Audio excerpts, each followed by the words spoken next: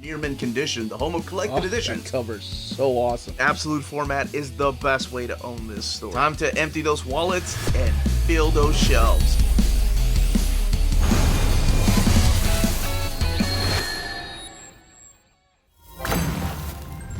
Happy Monday, all you minties. Uncanny Omar here from Near Mint Condition, the home of collected editions. And join me today for your advanced look at the Spider-Man by Chip Zdarsky Omnibus from Marvel Comics. So let's go ahead and get started.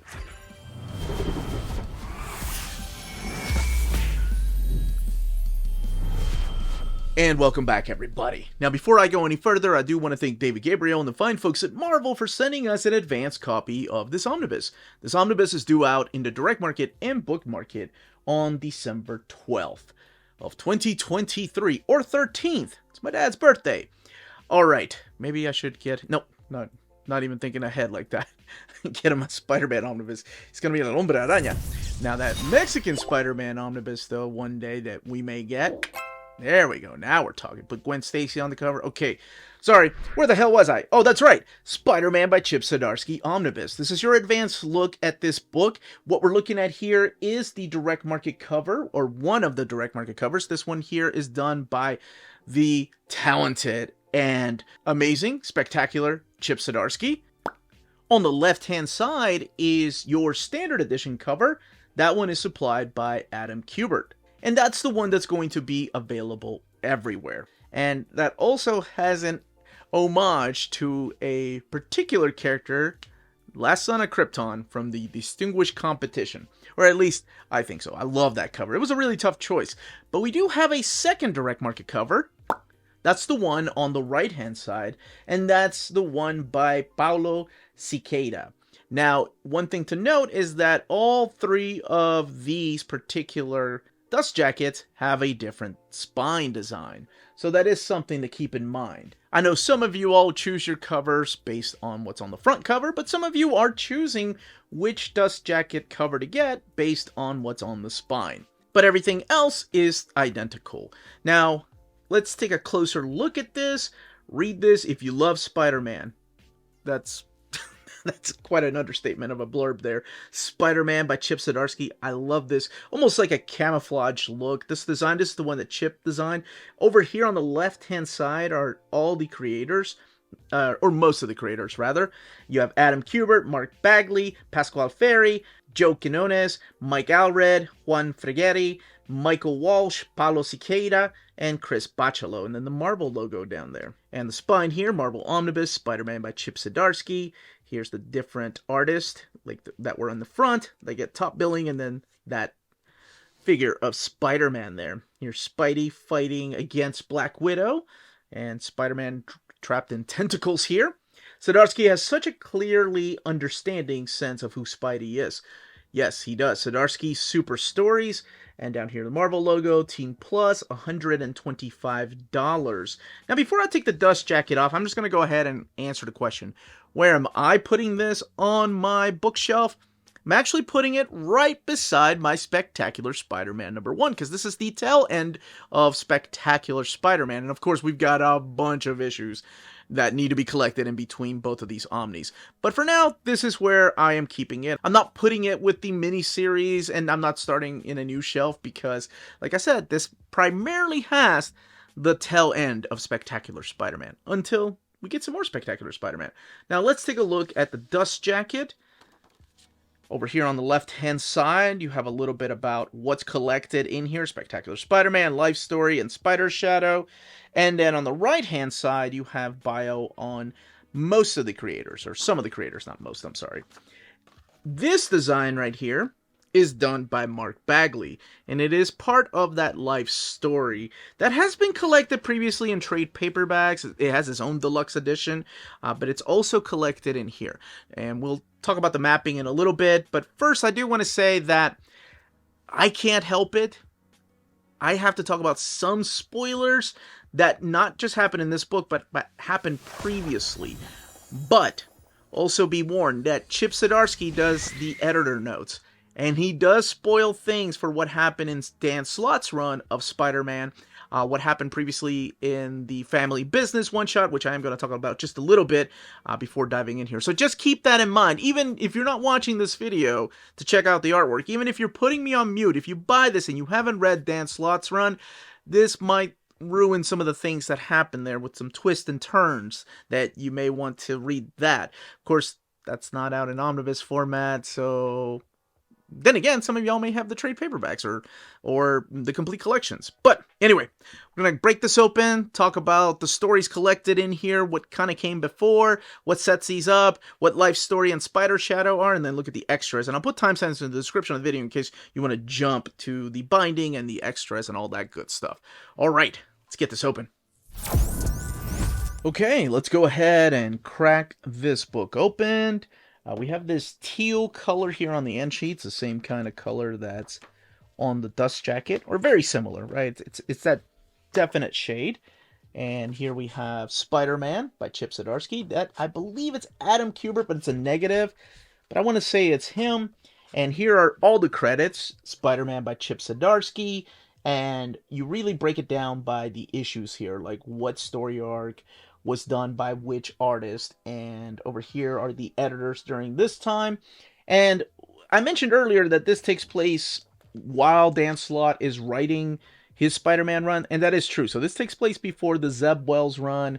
It takes place before the Nick Spencer run of Spider-Man. That's when this takes place. So collected in here for the first time in omnibus format is Peter Parker The Spectacular Spider-Man 2017 1-6. But then it was renumbered to 297, back to the legacy number, all the way to 310. Peter Parker Spectacular Spider-Man Annual Number 1, Spider-Man Life Story 1-6, Spider-Man Life Story Annual Number 1, Spider-Man Spider Shadow 1-5, and then material from Free Comic Book Day 2017, which is what we're looking at here, the Secret Empire story. 936 pages, $125. So this is the Free Comic Book Day story that kicks off this run, and we have the reintroduction of one particular character that will play a big important part in this book. Because I feel like this book is like a trinity of characters that help make this up. It's not just Spider-Man, and that's what I love about this story.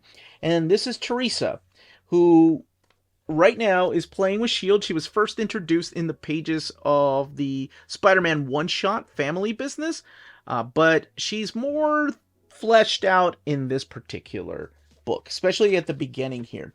So you get a quick recap as to his origin story, the best way to do it, and that's just one page. And then we begin with Peter Parker sitting there with Johnny Storm on top of a building. Peter Parker, the Spectacular Spider-Man, in this beautiful spread page. And you are going to find a lot of spread pages through here. So the first story arc is drawn all by Adam Kubert. And like I said, it does show the return of Teresa. Now, who Teresa is to Peter Parker, she is... she was introduced in the pages of Family Business, the story with the Kingpin, but she is his sister, Peter Parker's sister, not sister, but this is the storyline that she kind of gets fleshed out. She is part of that trinity I was talking about. I'll talk about the third person in that trinity in a little bit. Now, we are introduced to this character right here named Mason, and Mason will also play an important part throughout these stories, because Mason is the brother of Phineas, the Tinker, who is kind of like the overall villain of Spectacular Spider-Man, even though there are bigger forces at work. So the first storyline establishes, like I said, the connection between Peter Parker and Teresa, and there's this little backup story here in Spectacular Spider-Man number 1, so this is the return of Teresa. She's introducing herself to the supporting cast of Spider-Man, like Johnny Storm and later on Aunt May. And there's this backup story here that features the Black Cat, and we move on to the next few issues. So let's skip a little bit through here and talk about the different story arcs that are collected throughout this omnibus. So this is really broken down. Spectacular Spider-Man is broken down into 4 different storylines, but they all are connected because of, like I said, the Tinker being the big bad guy. One of the biggest questions I got on my Saturday streams is this recommended for any new readers of Spider-Man? And I really think this is a really good jumping on point. not just for Spider-Man, but also for anybody that's trying to get familiar with the entire Marvel Universe. Because the way that Chip Zdarsky writes these stories, even though he's reacting to the big storylines that are happening in the pages of Amazing Spider-Man by Dan Slott, these are condensed. These aren't like big, like, world-ending type of stories in here. Spider-Man's not fighting or beating the crap out of the Green Goblin, or one of his loved ones is being captured. These are more friendly, like friendly neighborhood Spider-Man type of stories. And that's what I enjoyed about this. But the best thing about this run, for anybody that's trying to understand the character of Peter Parker, is that this is one of the best characterizations of Peter Parker in years. I love it. He is broken. He's got the Parker luck back. He feels more human and feels a lot more vulnerable than he has in a long time, especially when you read storylines through Dan Slott's run. And not to say that there's not big baddies in here or these strange science fiction type of stories collected through here, which we'll get to in a minute. So like I said, the first story arc is about introducing some of these new players, like the Tinker being the baddie, and then, of course, Teresa.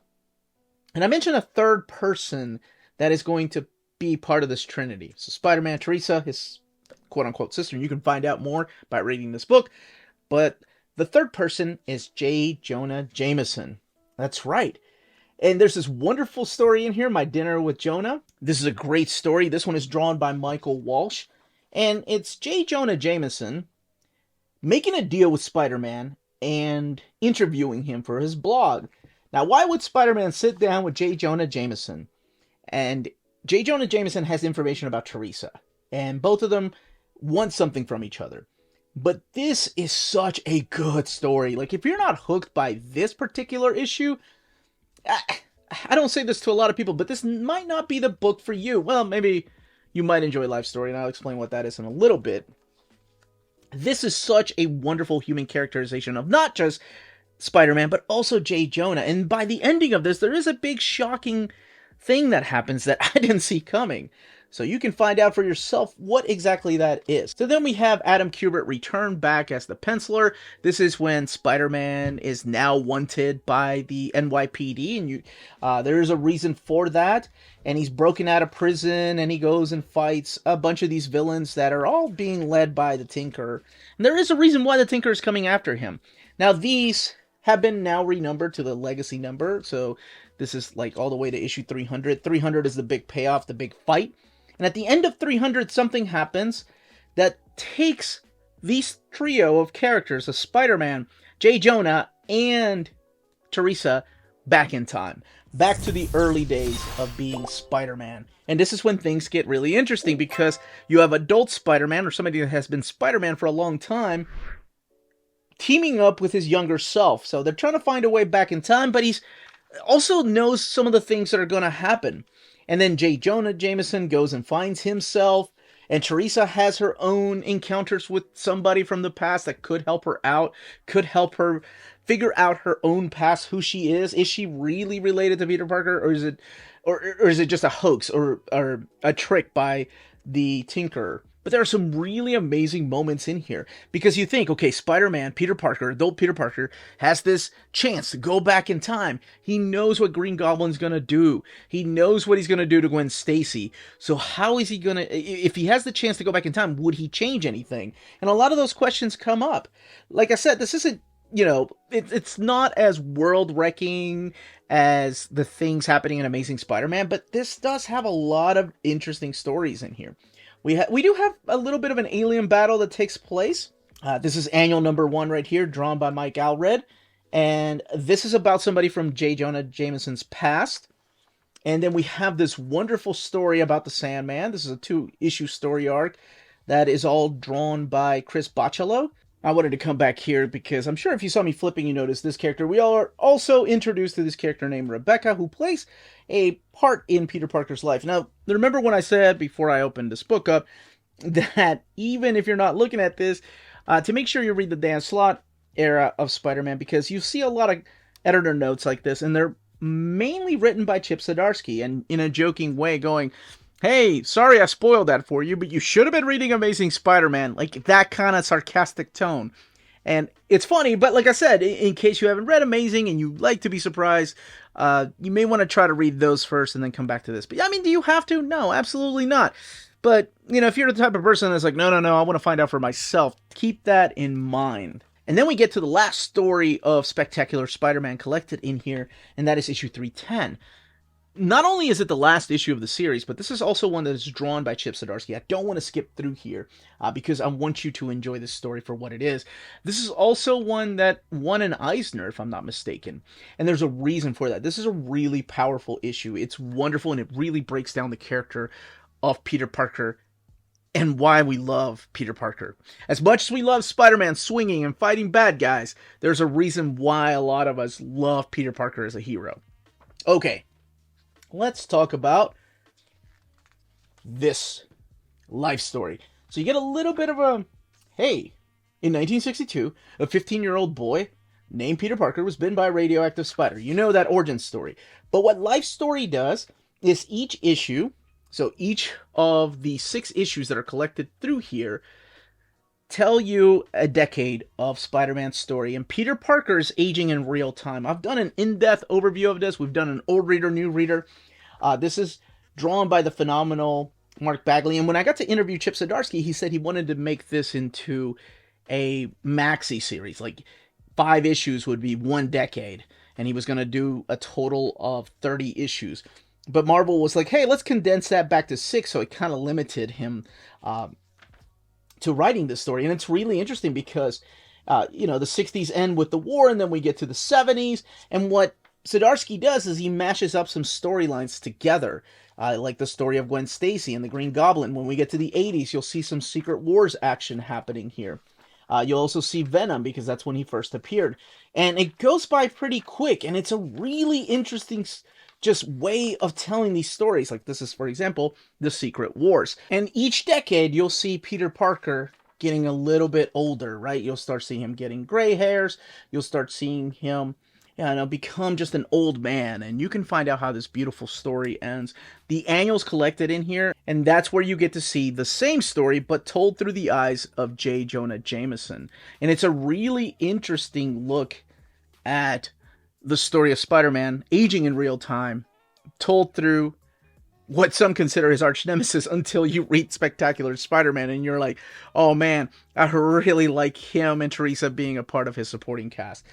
The last thing collected in here is this really unique what-if type of story, and it's actually what if, but this one is called Spider Shadow, and it's practically what if Spider-Man became Venom. So Peter Parker never let go of the alien symbiote costume, and the alien symbiote costume took over his body eventually, and both of them becoming this one being known as Venom. And it goes into what you would expect, some dark territory, and if you've read a lot of Spider-Man, you're going to be familiar with a lot of these scenes, but it's played out different. Like when he wore the original blue and red costume, he's now wearing the alien costume.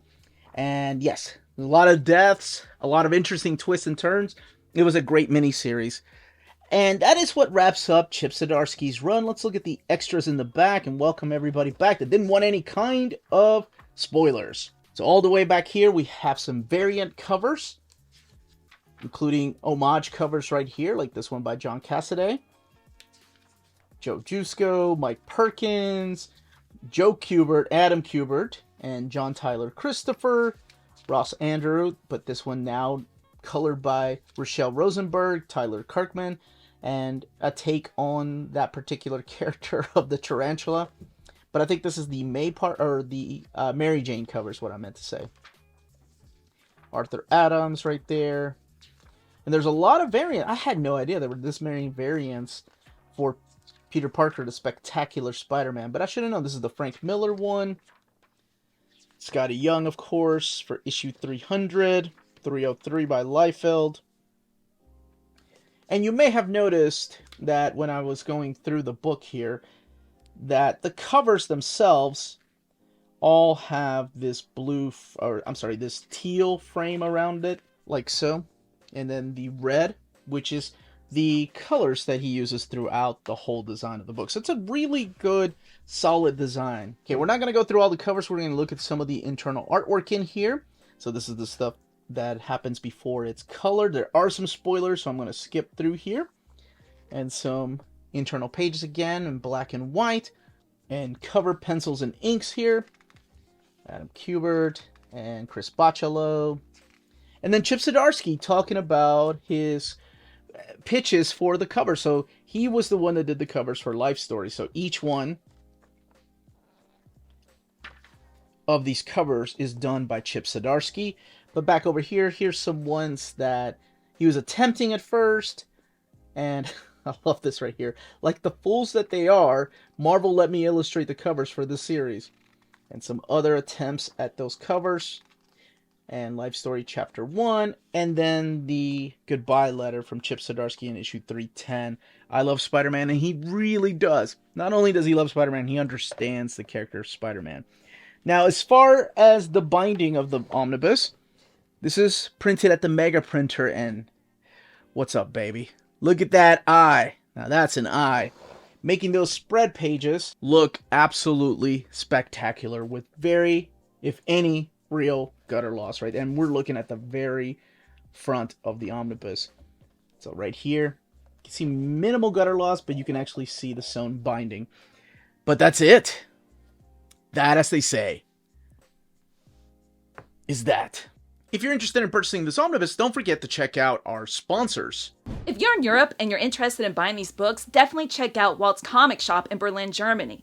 They have the cheapest pre-order prices, flat shipping rate of €12 for all EU countries, emails answered within 24 hours, waltscomicshop.com, and you can use the code nearmintcondition at checkout and get free shipping for all EU countries with your first order over €40. That's Walt's Comic Shop, your reliable source for omnis and premium collected editions in Europe. Ding!